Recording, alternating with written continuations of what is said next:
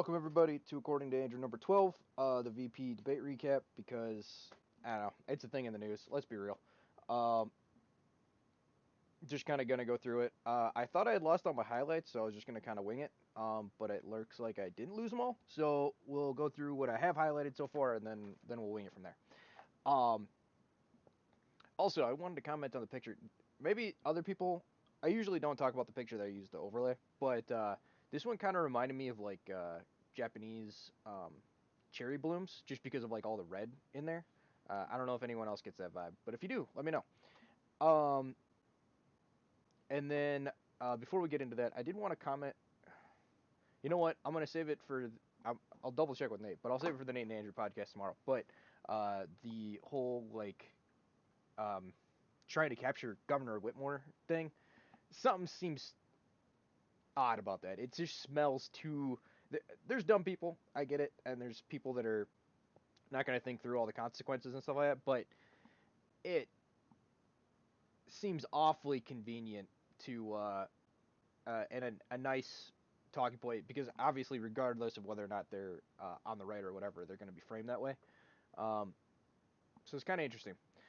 Anyway, uh, into the debates. So the first half they rambled about coronavirus crap. Um, so I'm gonna try to wrap that up pretty quickly because I'm sure basically everybody's tired of hearing about it. Um, but we will see.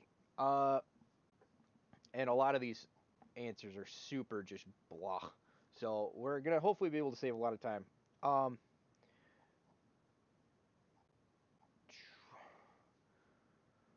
so first question is about coronavirus stuff. So they basically say if there's a vaccine released soon, which don't take the vaccine. Um, would the Biden administration in January or February, Trump administration wouldn't do. Okay. Even if a vaccine is released soon, the next administration will face hard choices. What would the Biden administration do in January and February that the Trump administration wouldn't do? Would you impose new lockdowns for businesses, schools, and hotspots, federal mandate to wear masks? Um, and then Harris basically just doesn't say anything. Just says like you're killing everybody. But then her one comment on an actual plan isn't actually a comment. She says our plan is about what we need to do around a national strategy for contact tracing, for testing, for administration of the vaccine, and making sure it will be free for all. So that raises some red flags for me personally. So they have this way that they can now just track you, right? That's one of the things they're trying to push through. Um, Mandatory testing. They're gonna create like if you're not and vaccine like well they don't say mandatory vaccines or testing in this, but if you're like how do you do contract tracing without it being like mandatory and just being like or not Orwell but like an authoritarian um, police state surveillance state being like forced upon you, and if they're willing to go that far, is it really that much of a leap to try to they're gonna try to make mandated testing and vaccines and stuff like that. I don't know. Part of me says that the American people won't stand for this, but I've been wrong so many times on that. Like what people have been willing to kind of go along with this whole thing, I'm not gonna make any predictions on that anymore. Um, then Paige says something that's like, the way that we count coronavirus deaths is like obviously skewed in our country. So they quote this like fake or this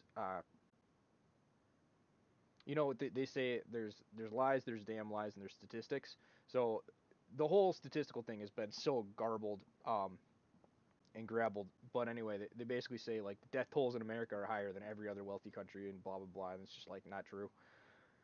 But um, leaving that to one side, why are the death tolls as a percentage of our population higher than almost every other country? And then Pence goes and basically doesn't answer the question in all honesty. But he uh he hits back on a couple points where he's like, which I'm not a fan of lockdowns, but considering that's the path that they took, that's what you have to defend, right? Um, so he says he mentions the xenophobia and the hysteria that people were talking about,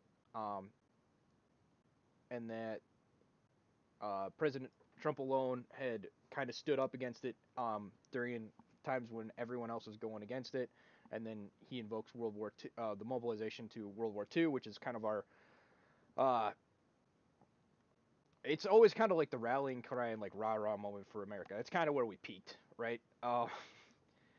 And things have been kind of going downhill from there. So it's a point that everybody goes back to and refers to all the time when you want to kind of like invoke that like patriotism, the like we're the best, we're the top of the world kind of thing, because that's when we were. Um, I mean, you could argue that we were like it, the Cold War and with the Soviets and stuff like that, but um, the difference of the ending of World War II versus like the Cold War, like the World War II ended with like a bang. There was like a definitive, clear, yeah, we got this thing. Whereas like the Cold War was kind of like, oh, it's over. Weird. Okay, I guess. And then it was like, so it was, even though technically the Cold War should be like the big point, like that's, and then also we had a lot of like the cultural Marxism as they call it, and hippie movement and stuff like that undermined the American spirit and the American idealism and stuff like that. So your peak Americanism, post World War II idealist type stuff is like your 1950s um, world, right? So that's why it's always used. Anyway, going back to what he was actually saying. So he talks about that they got a lot of tests and billions of stuff, and they're working on a vaccine, which I don't care which administration's doing it. I don't trust that damn thing. And and they don't. Okay, so the operation for this getting this. Oh crap! I keep clicking off the thing. For getting this thing out is called Operation Warp Speed. Apparently, that doesn't sound good to me. Oh, nope, no, dang it.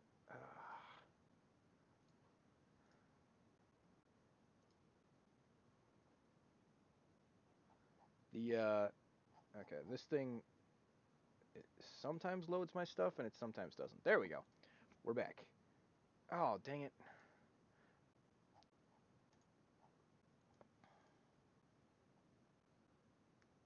All right. Anyway, they called it Operational Warp Speed, so not a good sign in my personal opinion. You don't want to be warp speeding anything like this. Um, oh, and then he had a pretty good joke in here. So he says the reality is when you look at Biden's plan, it reads an awful lot like President Trump's, and I's task force have been doing every step of the way.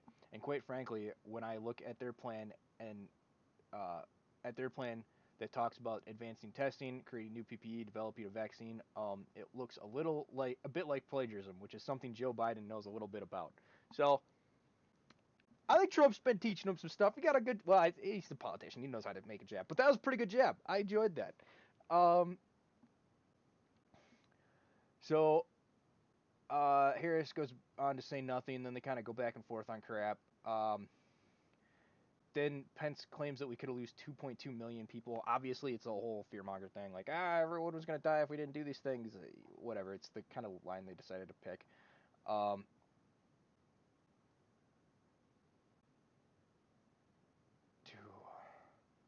then they go back and bicker back and forth again. I thought I had. Here we go. Back to highlights. Um, so if the Trump administration approves the vaccine before the election, should Americans take it, and would you take it? This is to Harris. Um, and then she just makes this like stupid. I don't. It's weird. It's like this is obviously a political take, right? Or I don't know. It kind of goes along with like the whole mind control of like as long as you're wearing a white lab coat, like everything's good, right? If you want to just have people say shut up and listen, just make sure you're wearing a lab coat and you're fine, right? So she says if the doctors tell us we should take it, I'll be the first in line to take it, absolutely. But if Donald Trump tells us that we should take it, I'm not taking it. So basically, this just allows her to not take it when both if Trump and Fauci are like, yeah, we should take everybody should take it kind of thing. It gives Democrats like some bullshit excuse for not taking the thing they know is actually dangerous. That's my take on it, though. Um,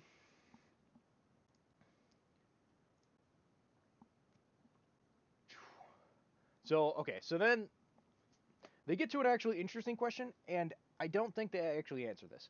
So they say Donald Trump will be 74 years old on inauguration day. Joe Biden will be 78. That has already raised some concerns among some voters, concerns that have been sharpened by President Trump's hospitalization in recent days. Uh, and then Pence had a conversation to reach an agreement with President Trump about safeguards, procedures, blah, blah, blah. What should you do? So Pence is pissed off because he doesn't get to answer the vaccine question. So that's what he actually goes and does. Um, and doesn't actually answer the question that I kind of wanted him to actually answer. The reality is, we will have a vaccine, and we believe before the end of the year. That raises lots of red flags in my head again. Um, yeah. Yeah. Anyway, um, they make claims about swine flu and that 60 million Americans got it, which is like, okay, well, why didn't we shut down the economy then? And they never answer that question. Uh, blah blah blah. So, and then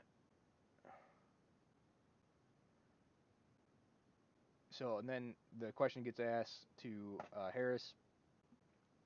Uh, have you talked to the vice president about safeguards or procedures when it comes to the issue of presidential disability? And if not, and if you win the election next month, do you think you should? Um, she talks about talking to him over Zoom and blah blah blah, and that she's a woman and she's a black woman, and it's important that she's a black woman. She's the first black woman, and doesn't actually fucking answer the question. Um, uh, and never gets pressed because why? Why would you? Uh, and that's one thing you kind of do. Dang it, dude! This website fucking sucks. Um, if you don't click on the text, it like brings you to the main page. It's so stupid. Um,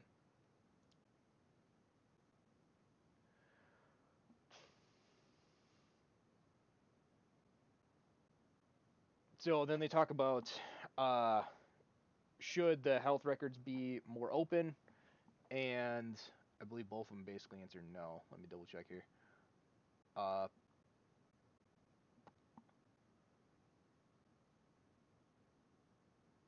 so Pence thanks everybody for praying for them. Uh, emblematic of stuff. I thought there was a quote I missed. No.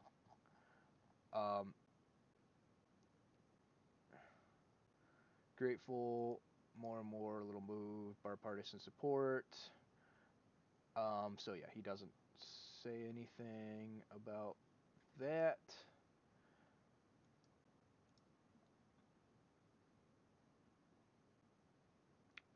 Pence says he never expected to be on the stage, and that the stakes are high, and yeah, no one's really saying anything, which is annoying. Then she brings up, so Harris brings up Trump's taxes and the fact he only paid $750, which, again, it's like, you know, that as far as I can tell, somebody had mentioned it's basically the difference. Like he had paid already or something like that, and then they're like, "Oh, actually, you're short like $750." He's like, "Okay," and then he paid it. Um, but yeah, they're making a big deal about his debts and stuff like that, which I'm against debt, so like it doesn't look good for me. But when you talk about like how real estate works and if you're running like a real estate empire or something like this is normal stuff. Um, it's kind of a bubble, but we're not going to get into the economics of it. Um, I thought there was a section. Okay, here we go. Yeah, yeah, yeah. All that stuff was garbage. I thought we. Um. So okay, the Biden campaign. So that now they're getting into the economy. The Biden campaign has proposed new programs to boost the economy, and you would pay for a new spending to raise $4 trillion in taxes on wealthy individuals and corporations. Some economists warn that this could curb entrepreneur ventures that fuel growth and create jobs. Would raising taxes for the at risk. I think that didn't translate well. Um, so then she goes and gives a lame, candid response of like everything works great, but the big red flag here is that Joe Biden cares about American work and American families. It's obviously bullshit because if he'd done anything for the American work and American family, we wouldn't have lost all of our jobs to China. We wouldn't have we wouldn't let people pour across the border and claim that they're new Americans. Like the Democrats don't believe this. This is just some candid, stupid response that they give to be like, "Oh, come on, Rust Belt, still vote for us, even though we actively hate you and don't believe in the American worker or the American family. We actually only care about our rich donors and stuff like that." So, and this is also to kind of, so this is to get the like middle America kind of people, and um, then they say some bullshit about the top 1% to try to get their like far lefty people. But again, her response is just, bleh. It's like a nothing burger. Um, and then Pence gets asked, "Your administration has been predicting a rapid and robust recovery, but the latest economic report suggests this is not happening. Should Americans brace for more economic comeback? Is it going to take not months but years or more?" Fuck. Um, so I'll let him give his answer and then I'll kind of talk. So basically, he makes the same claim that I believe Trump did in his debate, which is America has gone through the slowest economic recovery since the Great Depression when they took office, and also that with the tax breaks, the American household saw a $4,000 increase in their overall monetary. But America just heard from Senator Harris. But America, you just heard Senator Harris tell you uh, on day one, Joe Biden's going to raise your taxes. Um, and then he hits them again on that same thing where he says they want to bury the economy under $2 trillion Green New Deal, which is one of the original. You were one of the original co-sponsors in the United States Senate, so good job on bringing that back up. Uh, and they want to abolish fossil fuels, ban fracking. That would cost hundreds of thousands of American jobs all across the heartland. So hitting good spots where it's just proven that earlier statement of like we care about the American worker and the American family. It's like, well, everything that you are doing says you don't. Uh, oh, and then he hits him on China as well. And Joe Biden wants to go back to the economic surrender to China that when we took office, half of our international trade deficit with China alone. And Joe Biden wants to repeal all the tariffs that President Trump put into effect to fight for American jobs and American workers. Joe Biden says democracy on the ballot. Make no mistake about it, Susan. The American economy, the American comeback is on the ballot with 4 more years of growth and opportunity. Uh, so okay, the recovery. So obviously, if Biden gets in there, it's going to be a mess. But if Trump's in there, will it be any better? That's kind of the question. Uh, I don't know. Because here's the thing. The big question is when shit hits the fan, which it will, it's got to. Somehow they have kicked this shit down the road so fucking long, and it's going to probably be till after the election, which is what I predicted a while back. Like I just assumed, but like man, it is just taking forever to fucking get there. Um, so they're gonna kick the can down the road and make it so that everything looks kind of hunky dory and the stock market's going bananas until election night hits, and then they'll I don't know what they'll do, but they might let the stock market actually correlate with what's going on in the economy because um, I believe it's called a K-shaped recovery is what people have claimed. That's where basically the stock market does not correlate with the actual economic. So basically, the economic output of your country is depressing and the economy is growing. So all the people that already have money are getting more money. And we've seen that with Jeff Bezos and stuff like that. Though his is more from people using his company more. Anyway, um, it's the great what do they call it?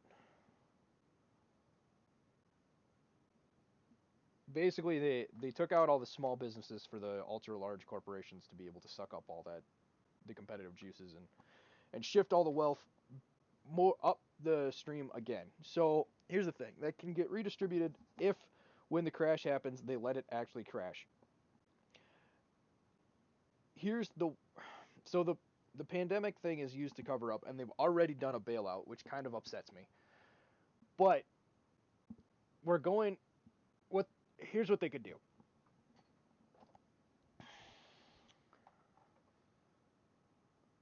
I don't know if this will work, but uh, they could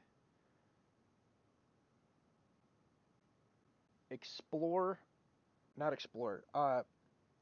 They could use the fact that everyone's going to get sick again because it's going to be winter, right? And they'll be like, "Oh, coronavirus is resurging," when in reality everybody just has the cold or the flu again, but they're going to claim it's coronavirus, right? And they can use that as a cover to like be distracted by doing this stuff and not do anything. So the crash of 1921, that's basically what happened. Is um, the admit like they were actively trying to not touch anything, and they had to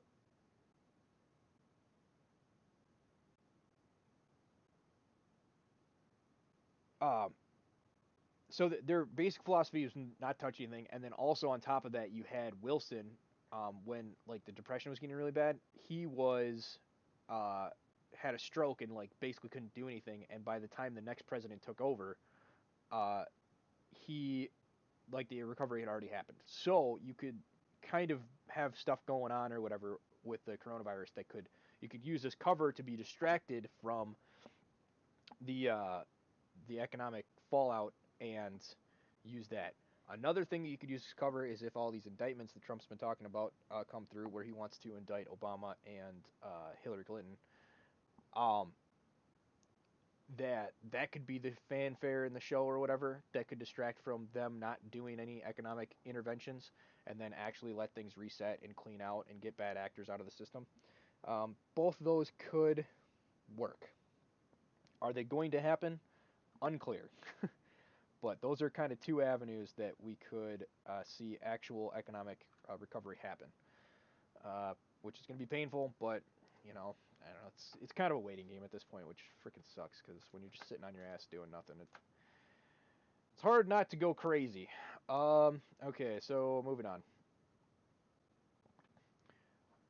Um,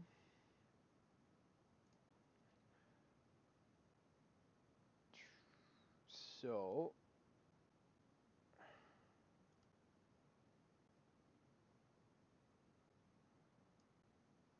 then they go back and forth about some nonsense, and they talk about Trump's taxes, which nobody cares about. Um, and then she's gonna claim that they're not going to raise taxes on anybody, but everybody knows mathematically that uh, if that's the amount of money that you want to raise, that you have to raise taxes more than that. Obviously, there's deficit spending, which we love to do, but that rooster's going to come home to roost eventually, and it's getting close. Um, then they claim they're trying to get rid of the Affordable Care Act. Um, blah blah blah. They bicker back and forth.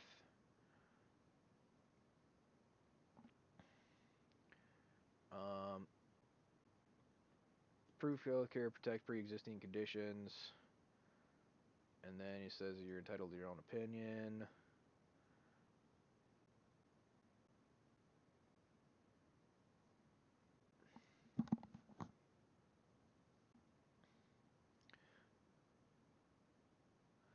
And then Pence sits there with you yourself on multiple occasions while running for president uh, said that you would ban fracking. Joe Biden looked at his supporter in the eye and pointed and said, I guarantee that I will abolish fossil fuels. We have a $2 trillion version of the Green New Deal, Susan, that your newspaper, USA Today, said really wasn't that very difficult from the original Green New Deal.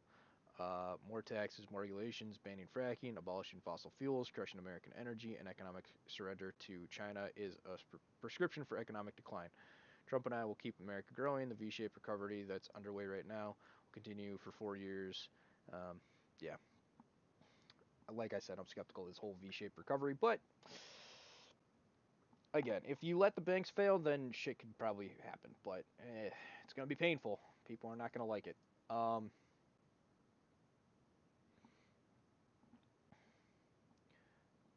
Talk about a hurricane.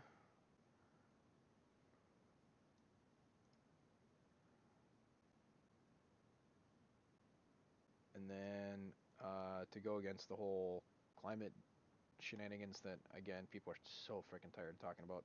But I guess this is what I'm talking about. So again, they make this whole thing of like climate change and stuff like that, and it's like, well, okay, none of your predictions have come true, so there you go. And then Trump just, it's like, hey, we did the Outdoors Act, we put a bunch of money into public parks. There you go. Um, Talks about how why they pulled out the climate accord. Uh, Front and center. Ramble about hurricanes.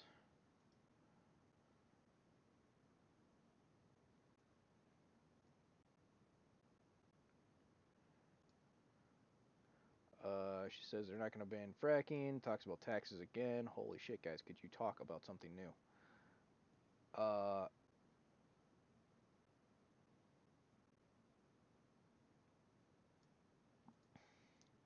Talks about the hurricanes. Says the environment's important thing. Which, I mean, I like our environment. I like those parks and stuff like that. The national parks are very beautiful. Um, but we're not getting rid of them, so I don't see what the problem is. Uh, and then she wants to achieve zero emissions by 2050, carbon neutral by 2035. So again, just wants to destroy the economy. Um, Hits her on the taxes again. Uh, Talks about AOC's plan and how it's a disaster. Can we move past this already?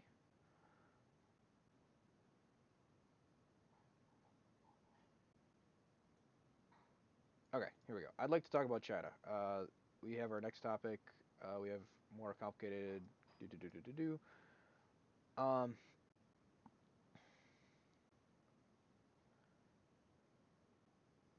It is a huge market for American agricultural goods. It's a potential partner in dealing with climate change in North Korea. In the video tonight, President Trump again blamed it for the coronavirus, saying China will pay. President Mike Pence, how do you describe our fundamental relationships with China? Competitors, advisories, enemies, adversaries, not advisors. Uh,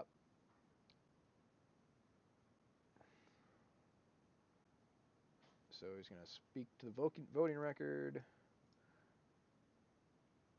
Says NAFTA was a disaster. How automotive jobs got moved south of the border, which is true. I haven't read through the New Deal. It's better than the old one, but I don't know how much better the USMCA.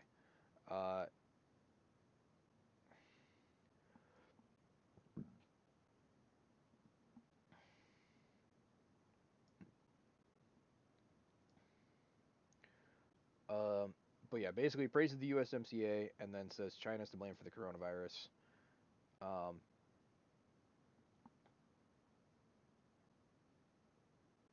and talks about liberals. And that's about all he says here. So, okay.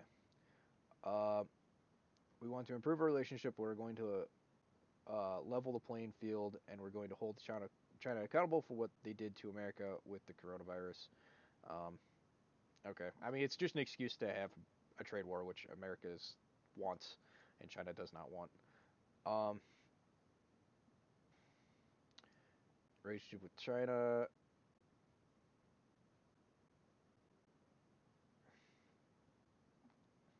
So they say, we're weaker nationally, and that we've lost more jobs and lives with how we've handled China recently, which is just not true. Uh, the only way we're getting those jobs back is if we handle China like, the enemy, the economic adversary that they are. Free trade's a disaster. Um, so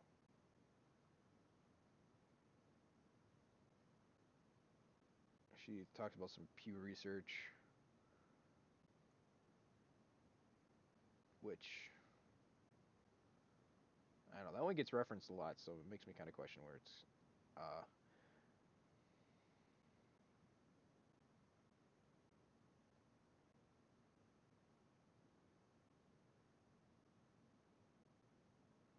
So basically, they say Xi. People hold Xi in higher regard than Trump. Xi's a very strong leader. So and Trump's a great leader too, and you know people admire strength. So I don't think that's really that big of a deal, even if it. Which is it true? I don't know. Um, Talks about NATO and how that's a problem, which NATO doesn't need to exist anymore. Um,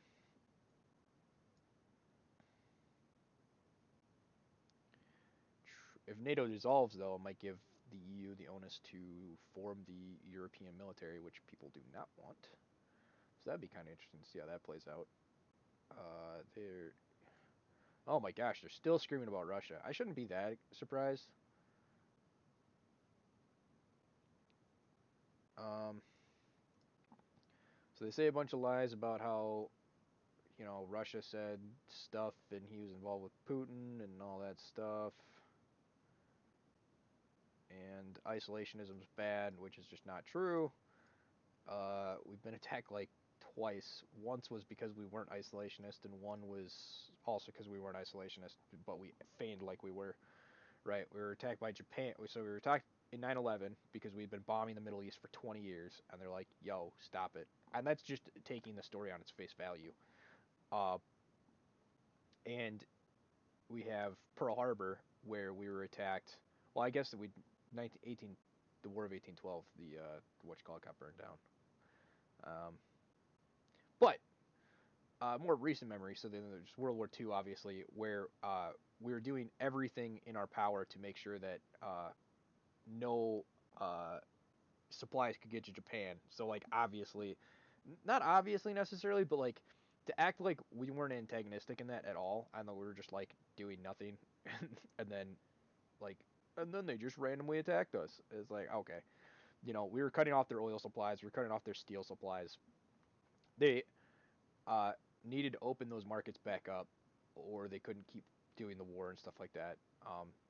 And maybe that was the correct decision to make, so that China wouldn't get rolled over and stuff like that. But that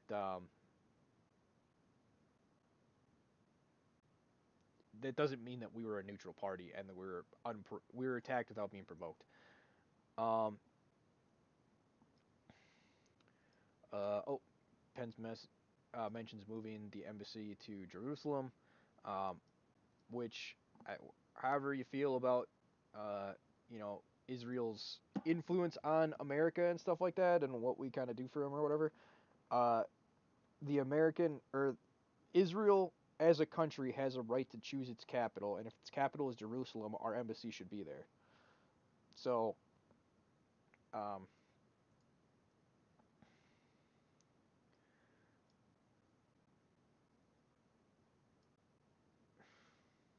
and to a certain extent with Israel, like to the victor goes the spoils, but you got to be able to defend those spoils, right?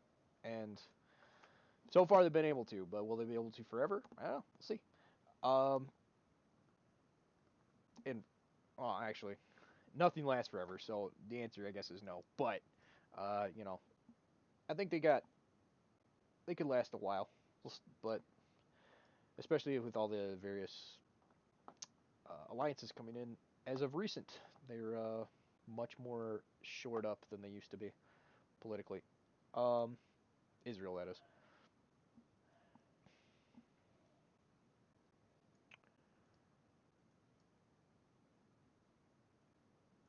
He talks about bringing some ISIS people to justice, and yeah, I don't even know what the question was.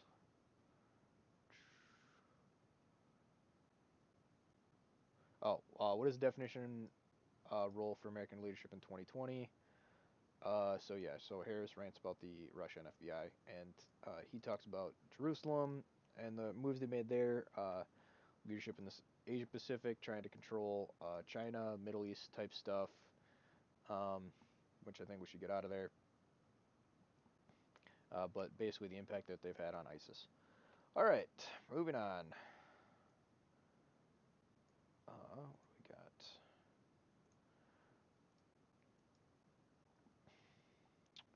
Do do do.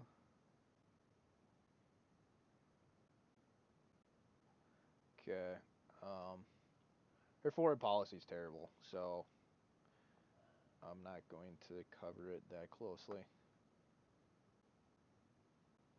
Oh yeah, they talk about this stupid Russian bounty thing, which was proved to either not be true or like it's yeah.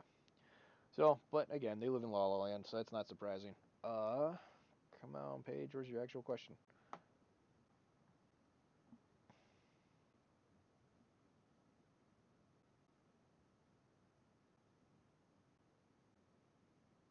Oh, that's a good. Okay. So to end the foreign policy thing, Pence says, "My son is a captain in the United States Marine Corps. My son-in-law is deployed in the United States Navy. I can assure you uh, all of you with sons and daughters serving in the military, President Trump not only respects but reveres all those who serve in the armed forces, and any suggest otherwise, it's ridiculous. Let me say so." So okay, so there's this weird thing where we have to like overly revere the military and stuff like that, and I get it, and where people are like, "This is not healthy," kind of thing. I can't help but fall into the camp of like kind of the reverence thing. It's weird. I don't know why. But it's kind of like uh, and this is something that I kind of actually respect, is one thing that I always thought should be required is if you are the leader of a country and you decide to go to war, all of your kids have to be enlisted in the military because you have to be willing to sacrifice them if you are willing to sacrifice uh, other children's uh, people of the families of children. So while Trump doesn't have any of the people in the military, I do kind of respect the fact that Pence does have his son's one of the captains of the Marine Corps. That's definitely a position where you can get killed, and another guy who's in the Navy, which is, you know, due to our current conflicts, the Navy is pretty safe spot. The likelihood that you get killed is basically zero. Um, but it's still an important branch of the military, so I'm not like uh, diminishing that. Uh, but I don't know. There's always kind of like some extra layer of respect I give to people when it's like, um, you well, it's kind of like the you'll talk the talk but you won't walk the walk. Where it's like this one, it's like, I think like I want to be in these conflicts and I think it's important. I don't know if that's Pence's view. Uh, but like if Pence is like, I think we should be in these conflicts, and then he actually has something to lose from being in those conflicts, it holds more weight than like the sadistic crazy person that's Hillary Clinton or whatever, who's just like, I want to bomb all the countries. And it's like, are you gonna pay or have any consequences for your actions? It's like, of course not. I don't have consequences for any actions I take. And that's just kind of how a lot of those types think. So, you know, in this regard, uh, I'll give a check to Mr. Pence there, Vice President Pence. Okay, so the next question.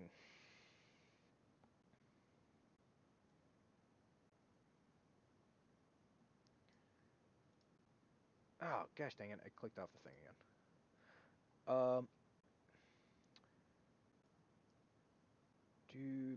Do. Okay. Oh, all right. Here we go. This might actually be confirm. Here we go. So now we go to the Supreme Court. Uh, so the Senate Judiciary Committee is scheduled to open hearings on Amy Coney Barrett nomination to the Supreme Court. Senator Harris, you'll be there as a member of the committee. A confirmation would cement the court's conservative majority and make it likely open to more abortion restrictions, even in overturning landmark Roe v. Wade ruling. Okay, so here's an interesting thing that Barnes Law pointed out. Is That's probably not true. Because most of the conservative judges are actually not against, like, they're not actually like conservative, or they're like more milk toast kind of. So Kavanaugh and Roberts are probably not going to vote to overturn Roe v. Wade. So the only you have Gorsuch and Amy Coney Barrett that would potentially vote to overturn Roe v. Wade. So that's two out of what, 9 judges. 2 out of 9 potential votes uh, is not It's not going to get you there. Maybe the other two will flip, but Roberts has been shown to be basically compromised. There's something in his background. They got like something on him because there's some weird stuff that kind of got leaked a while back. I can't remember exactly what it was.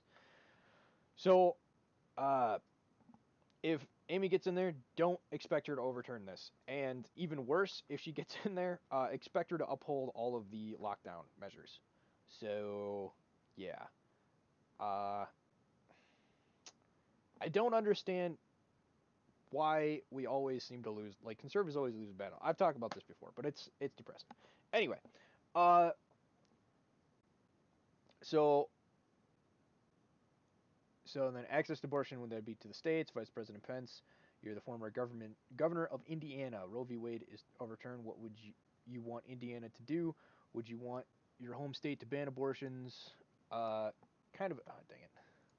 Kind of set up question, but um, I don't know. I don't see a problem just saying yes. But I guess I'm not a politician. Um, American people deserve to know. Oh, okay. He's talking about some foreign policy crap again. Da, da, da.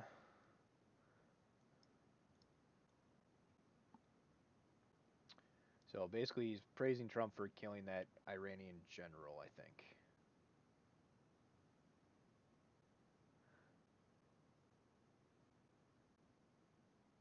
And for being decisive on doing it. So, it kind of shows he's maybe a little bit more of a war hawk than I would like. But, uh,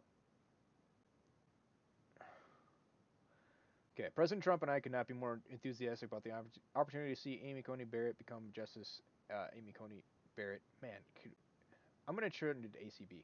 Oh, man, it's almost ABC. Come on.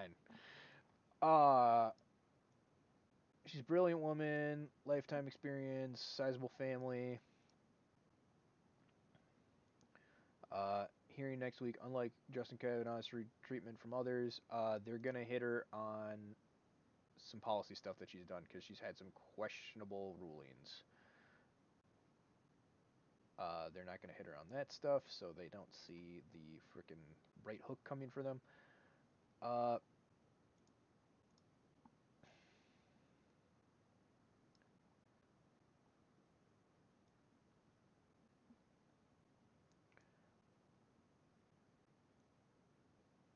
okay, so basically ask Kamala Harris the same question. If Roe v. Wade gets overturned, what do you want California to do? Since they're both people of faith, not the faith you're thinking. Uh,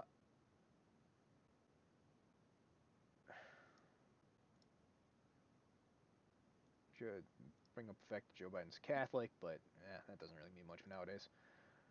Because the Catholic Church is not doing so hot. Technically Catholic, but man, it's hard to say that nowadays, and be proud about it. Um,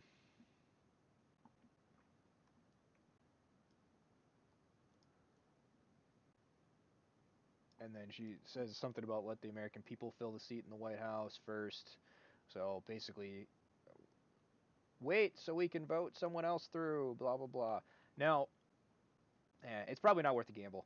Well, actually, it's definitely not worth the gamble because they need a decision to make sure that they can't steal the election on November 3rd. So they need a key Supreme Court decision before the election. So that's why they can't wait on this. Um, Rambles about the Supreme Court. Man, does she fucking say nothing this entire debate? There's got to be something. Goes back to Affordable Care Act stuff.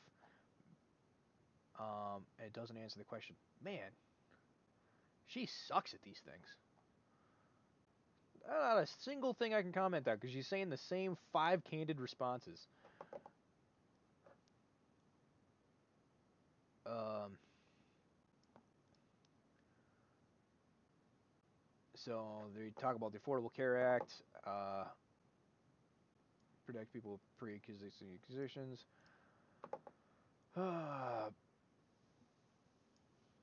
So human life, I'm pro-life. Okay, so now he's answering the question. Like for some reason they're like off by a question. So like like they're constantly answering the previous question. I'd almost just let him catch up at this point, but whatever. Joe Biden and Kamala Harris support taxpayer-funded abortions all the way up to the moment of birth, late-term abortions, which is true. Like they're all so like the New York passed that bill where they're like, yeah, the baby's about to come out, you can just chop its head off, basically. Or that one where the Democratic governor in uh, Virginia was like, well, it can be born, and then we'll go have a conversation as to whether or not we're just going to commit infanticide. And it's just like these that it, they serve Moloch, right? Which he demands baby sacrifices, so it's important for them. Um,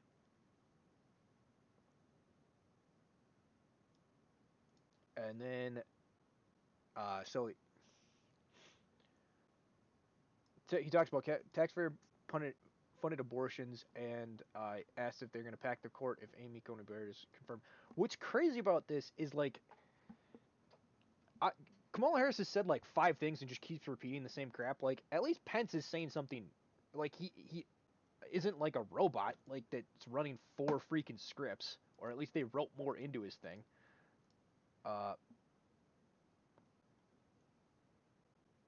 there have been 29 vacancies on the Supreme Court during the presidential election years from George Washington to Barack Obama. Presidents have nominated in all 29 cases. Your party is actually advocating adding seats to the Supreme Court, which has which had 9 seats for 150 years. If you don't get your way, this is the classic case which you don't win by the rules. You're going to change the rules. Now, if you refuse to answer the question, Joe Biden has refused to answer the question. I think the American people would really like to know if Judge Amy Coney Barrett is confirmed to the Supreme Court of the United States. Are you and Joe Biden, if somehow you win this election, going to pack the Supreme Court? Uh,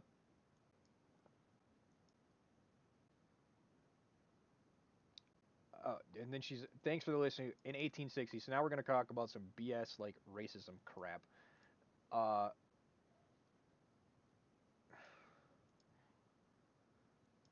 so now we're going to talk about Abraham Lincoln.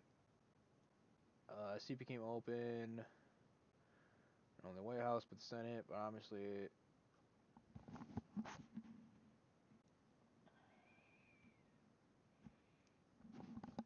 So basically, she's like, Abraham Lincoln didn't nominate somebody in 1860 for reasons.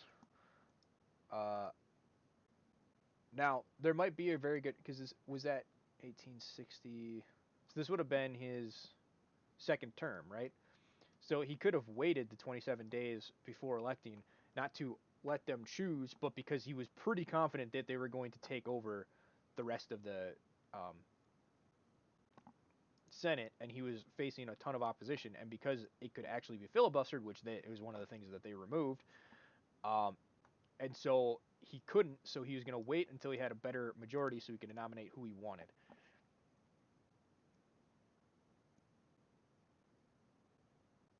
Um, so basically, Pence presses her on the if they're going to pack the courts,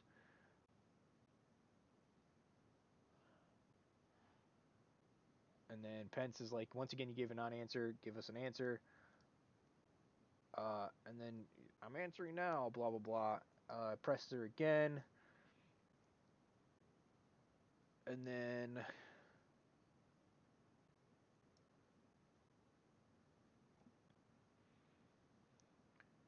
dodges the question again,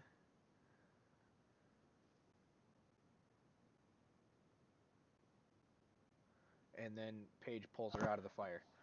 Uh, and then they're going to racial justice. Oh boy. Uh,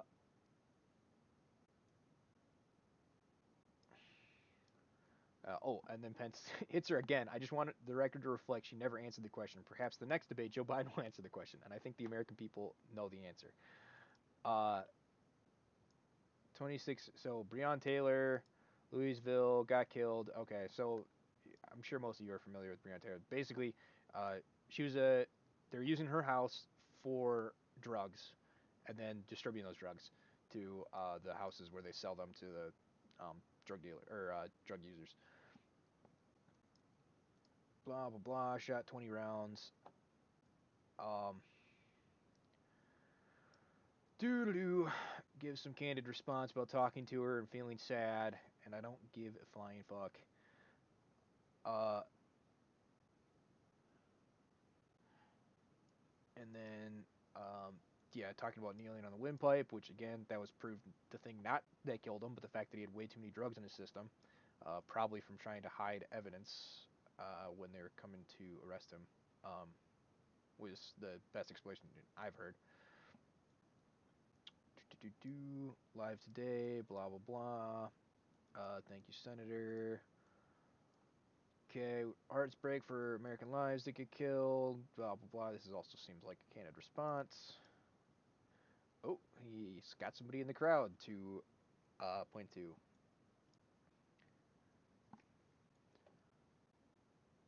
Ah, here we go. He's bringing in the riots.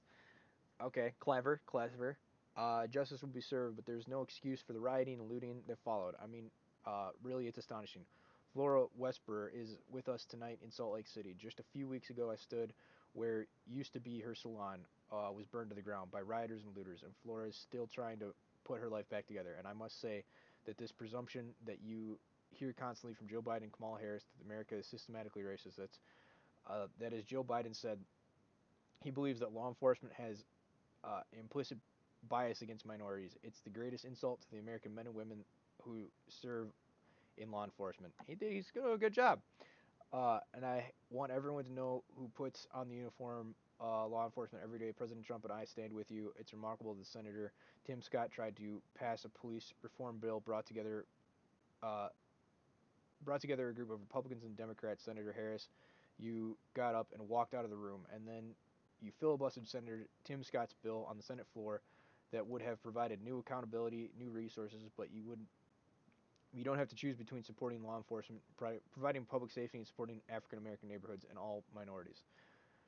Uh, and then under President Trump's leadership, we will stand with law enforcement and we will do what we can. We have to improve the lives of African Americans, record unemployment, record blah blah blah, school choice, and that's it.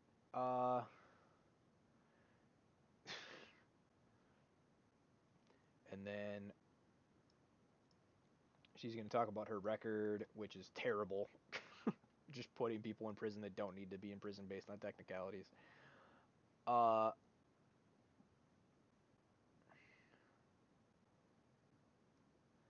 we, and then she's like, we press stand back and stand by, which they did. Uh, and then they're going to bring up the fact that he called Mexicans rapists and criminals, which he was talking about the people that are bringing people across the border and the fact that most women get raped when they come across the border. And most of the people that are moving those people across the border are part of gangs and therefore criminals. And the fact that coming across the border is a criminal activity, which automatically makes you a criminal. Uh, they're going to talk about neo-Nazis that don't really exist, and blah blah blah, and nothingness. Uh,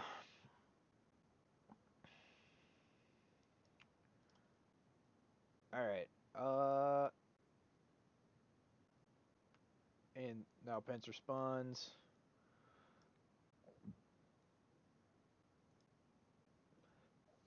I appreciate it very much. I think that's one of the things that makes people dislike the media in this country, that you've selectively edited, like Senator Harris did, a promise that President Trump and I and others have on our side of the aisle make. Senator Harris conveniently omitted after the president made comments about people on either side of the debate over monuments. He condemns KKK, neo-Nazis, white supremacists, and has done so repeatedly. You're concerned that he doesn't condemn neo-Nazis, has a Jewish grandchild, this president who respects and cherishes American people, but you talk about yeah, I don't know. Here's the thing. We've heard this line time and time and time again, and it's just not effective. They got to come up with some better rhetoric on this.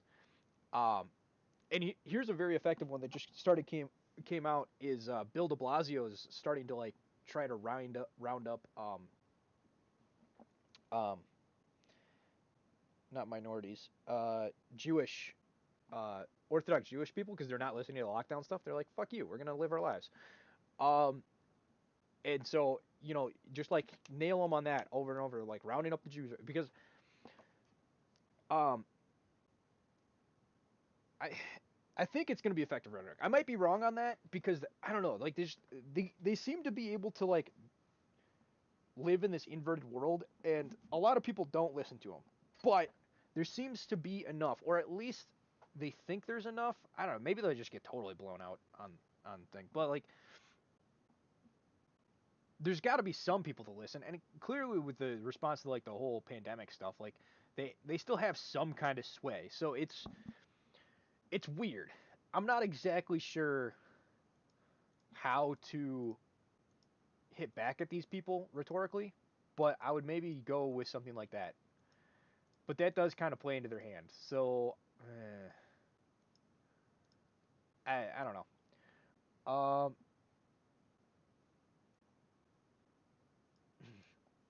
Oh, and then he slams when you were DA in San Francisco, when you held that office, African Americans were 19 times more likely to be prosecuted for minor drug offenses than whites and Hispanics. When you were the Attorney General of California, you increased the disproportionation of incarceration of blacks in California. You did nothing on criminal justice reform in California. You didn't lift a finger to pass the first step uh, back on Capitol Hill. The reality is you're representing yourself. President Trump and I have fought for criminal justice. Um, And so that was a pretty good point that he slams her with. Um, and then she talks about her time at the being the attorney general, and doesn't say anything. Um,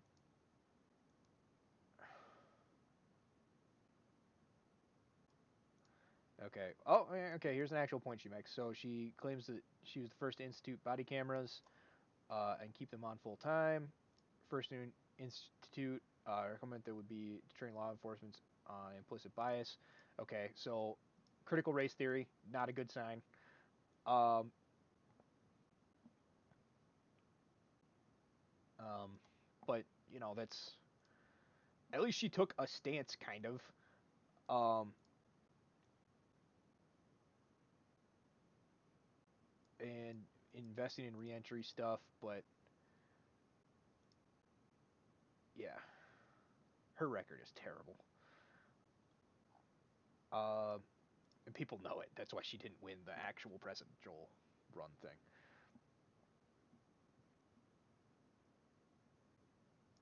Okay, so now they say if Trump refuses to acknowledge when you win, what are you gonna do? Um, so she talks about a coalition. Okay,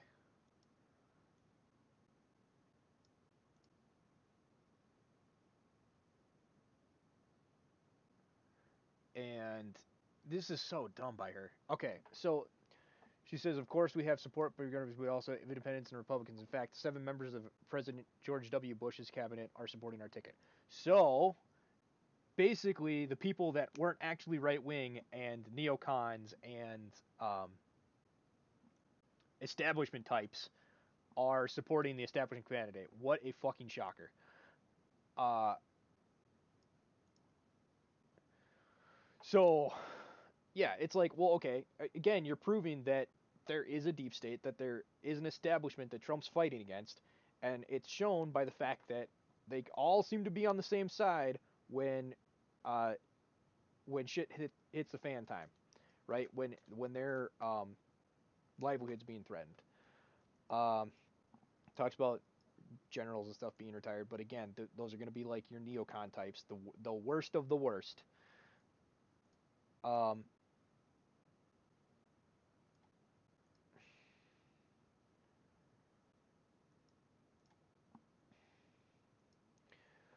and talks about changing blah blah blah. Basically says vote for me, but doesn't actually say how they would remove Donald Trump if that came to it, which I don't think it will. But and then she claims that Donald Trump can't run on his record, but they've every point they've brought up the record constantly. They brought up new stuff constantly. Meanwhile, Joe Biden and Harris, who have a much longer career and should have much more points to draw from, seem to be either hiding the points because they go against their left wing thing because they're both of them were basically lockdown types, or not lockdown, but yeah, big anti-crime types, or um, yeah, or they just don't have nothing to show from being in the Senate for like years. Um,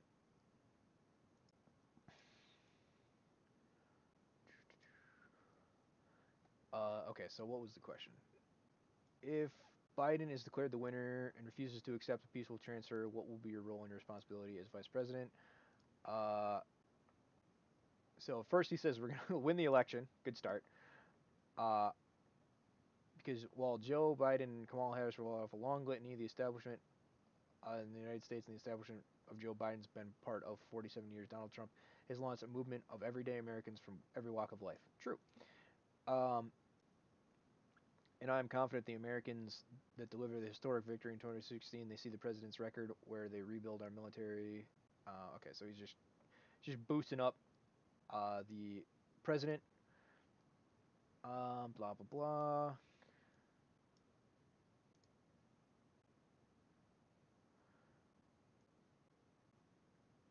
Okay. So then he says your party has spent the last 3.5 years trying to overturn the results of the last election. It's amazing. When Joe Biden was vice president of the United States, the FBI actually spied on President Trump and my campaign. Uh, I mean, there were documents released this week from the CIA that actually made a referral to the FBI documenting of these allegations were coming from Hillary Clinton's campaign, and of course, we've all seen the avalanche with what the country's been through for the better part of 3 years. So, all right, we're hitting them where it hurts. Uh, until it was found that there was no obstruction, no collusion, case closed, and Senator Harris, you and your colleagues in the Congress tried to impeach the President of the United States over a phone call. And now Hillary Clinton has actually said to Joe Biden that uh, in her words, under no circumstances should he concede the election. So let me say, I think we're going to win this election. President Trump and I are fighting every day in the courthouse to prevent Joe Biden and Kamala Harris from changing the rules and creating universal mail-in voting. They're creating a massive opportunity for voter fraud. We have free and fair election. We know we're going to have confidence in, and I believe in all my heart that President Donald Trump's gonna be reelected for 4 more years. Good answer. Um, so last couple questions here. The Utah Debate Commission asked the students in the state to write essays about what they would like to ask. Uh, and they're going to close the question. When I watch the news, all I see is arguing between Democrats and Republicans. Why are you watching the news? When I watch the news, all I see is citizens fighting against citizens. When I watch the news, all I see is two candidate parties trying to tear each other down. If our leaders can't get along, how are the citizens supposed to get along? And then she adds, your examples could bring us all together. Okay, it's kind of a meh question, but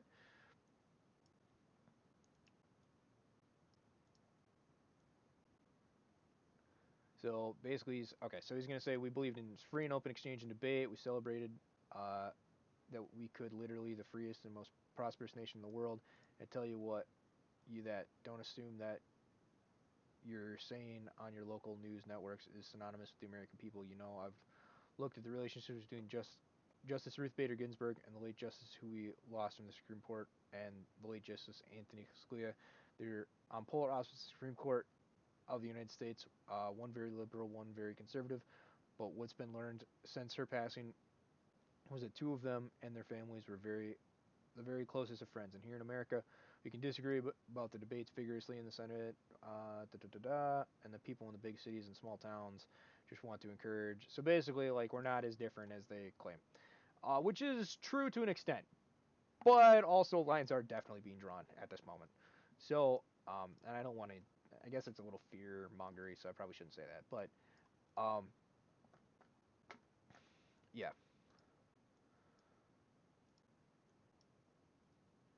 Um, they're gonna bring up Shardsville again. It's like, dude, let it.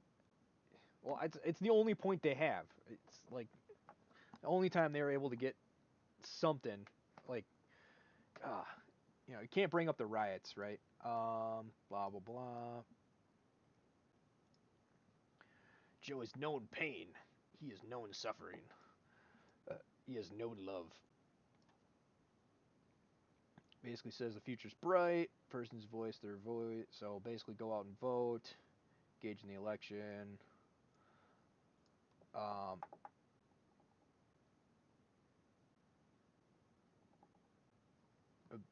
basically claims that Joe's worked with people on both sides of the aisle, and therefore he can heal people. And that's the end of the debate. All right. So, thank you guys for listening. Like, comment, subscribe if you thought this was a interesting one. Yeah, thanks for listening.